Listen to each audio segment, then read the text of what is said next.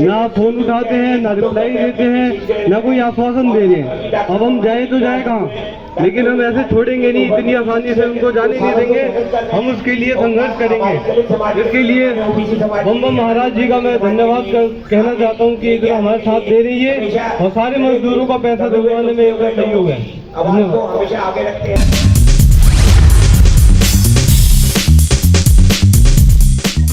और एशियन के थ्रू हमारा 17 लाख कुछ रुपया पैसा बकाया है। और मैं इन लोग के रोज जाता हूँ ऑफिस पे, ऑफिस से आने के बाद में कोई सुनवाई नहीं है, ना फोन करते उठाते हैं। और इसमें राजीव जी भी है और ये नीरज गोयल है और सिद्दीकी जी है। इन लोग कहते थे काम करो, पैसा आपका 1-1 रुपया दिलवाएंगे। आज तक 1 रुपया तो नहीं मिला और 1 साल से हम चक्कर काट रहे हैं। और ये रिजवान जी हमारे इम्प्लाई थे, उसमें उनको भी घर पे जाते हैं तो अभी तो बिहार चले गए हैं, उनको बुला कर कहते हैं, उनको भी मीडिया के सामने हम लाना चाहते हैं और वो वही बताएंगे सारा सच क्या है। धन्यवाद जी। जैसा कि मैं पिछली बार भी आके यहाँ पे धरना प्रदर्शन किया था, कुछ सुनवाई नहीं हुआ अब तक। मेरा अमाउंट जो है 6,37,000 रुपये है। ये NBCC वाले बिल्कुल सुन नहीं रहे हैं, केस चल रहा है मगर कुछ सुनवाई हो ही नहीं रहा है। इसको जल्द से जल्द खत्म किया जाए। जो शोषण हुआ, जो अन्याय हुआ है, उसको मेरा 11 लाख रुपया फंसा हुआ है, मेरा 11 लाख रुपया फंसा हुआ है। उसके चक्कर लगाते लगाते पैसे नहीं दे रहा है। Thank you.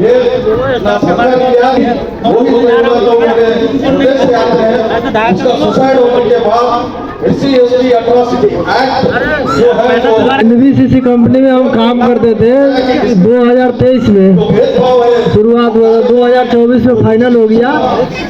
तो अभी तक के पेमेंट किसी का नहीं हुआ है। करीब 50-60 लाख के करीब रुपया है हमारा 10 एक आदमी में।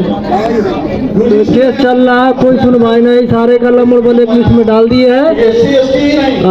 ना तो फोन रिसीव होता है, ना ऑफिस में जाते हैं तो ऑफिस में नहीं मिलता है, कोई सुनवाई नहीं हो रहा है।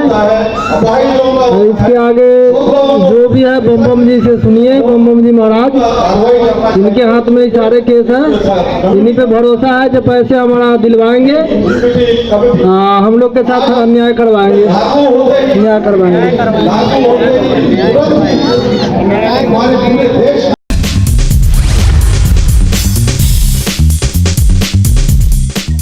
भरतपुर से मैं आपके साथ बाड़ी और हमारे साथ मौजूद है यहाँ जंतर मंतर से कुछ लोग प्रदर्शन कर रहे हैं, प्रोटेस्ट कर रहे हैं। अगर प्रोटेस्ट की वजह क्या है, क्या कारण है, क्या मुख्य मांगे लेकर ये लोग यहाँ पर मौजूद हुए हैं, आपका परिचय जानना चाहेंगे।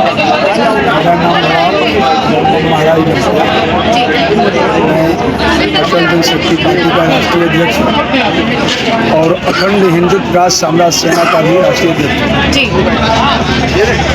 यहाँ पर आज के समय में जो देश UGC के नाम से चल रहा है, इस तपीस को खत्म करने के लिए आए हैं। और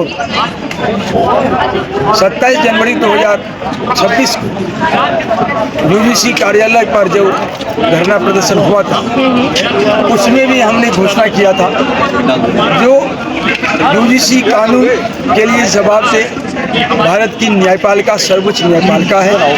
और इसके साथ वामपंथी और कांग्रेस जो देशद्रोही गद्दार है 140 साल से, वो है। मोदी सरकार को इसमें उलझाने की उसने कोशिश किया, जबकि मोदी सरकार का उसमें कोई रोल ही नहीं।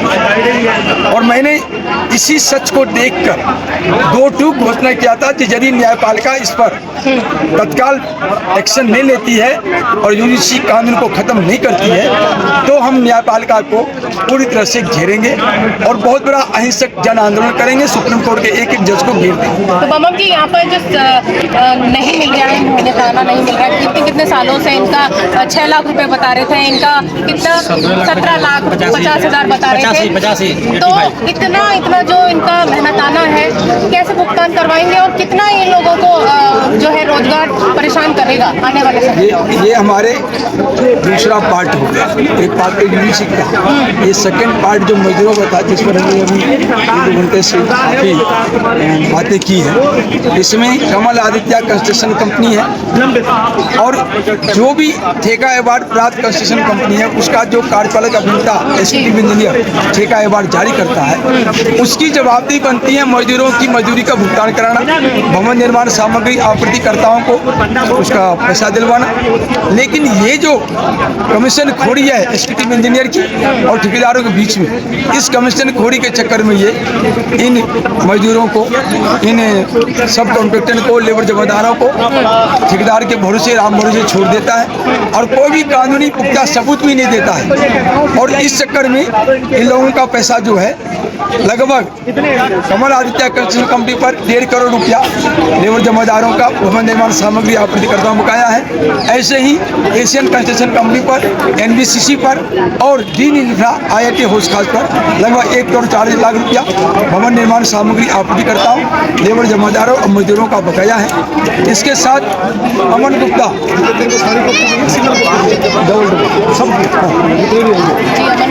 अमन गुप्ता कंस्ट्रक्शन कंपनी है, ये बिलाल लेबर जमादार है। ये 1.5-2 साल से 3 साल हो गया, बातचीत करके बोला था फैसला कर लेंगे, लेकिन फिर इसको टरका दिया। लगभग 31 लाख रुपया इनका रोक रखा है मजदूरों का। इसके साथ जो अभी एहसान मल्होत्रा है दीनदयाल लेबर जमादार का, तकरीबन 50 लाख का काम करवा लिया 500 मजदूर से और उसमें 22 लाख दिया है, 28 लाख रुपया रोक रखा है।